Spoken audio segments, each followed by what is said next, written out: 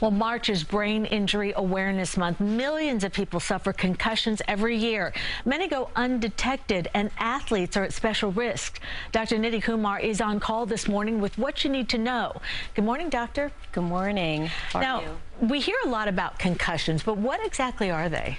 Okay, well, a concussion is an event that leads to an impairment of neurologic function. It's often caused by trauma to the head or really any part of the body where an impulsive force can then be transmitted to the brain.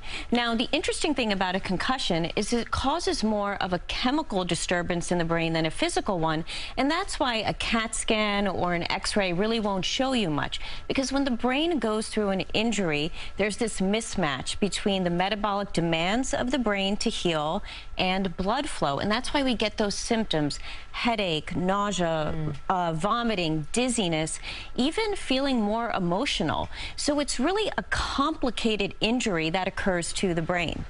What are the risk factors for concussion? And, once you have one, does it put you at risk for other things? Absolutely. So the number one risk factor is having a previous concussion. Your brain is more vulnerable. In fact, the 7 to 10 days after concussion is when the brain is most fragile. So we really need to protect children during that time. Being female, gender plays a role.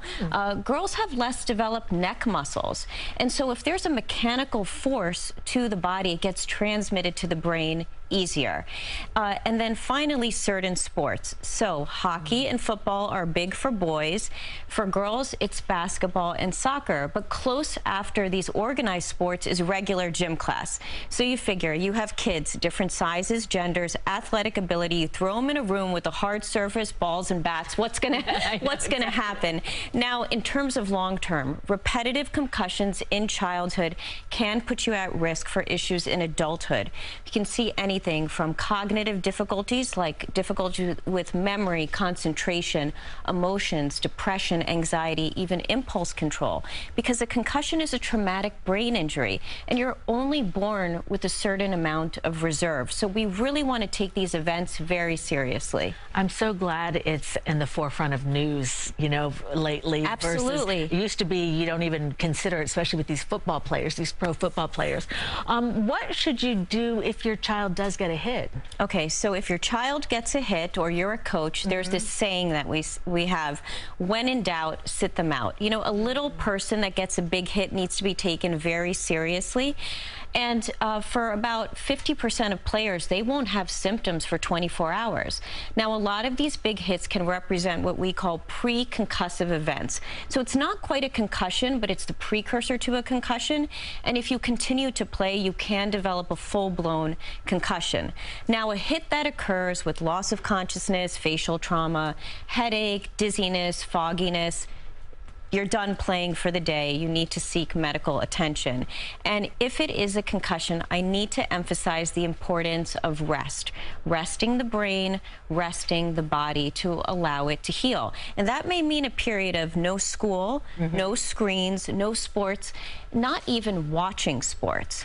Really? Yeah, so interestingly, when you watch sports and you are tracking the ball, you are activating a part of your brain, which is your vestibular ocular part of your brain, and 60% of your brain is dedicated to vision. So you really don't want to activate that aspect of your brain. You just want to shut everything down and allow yourself to heal. Interesting. Yeah. All right, what are some do's and don'ts for athletes? Okay, so build neck strength. For every pound of neck strength that you have, you reduce your risk of concussion 5%.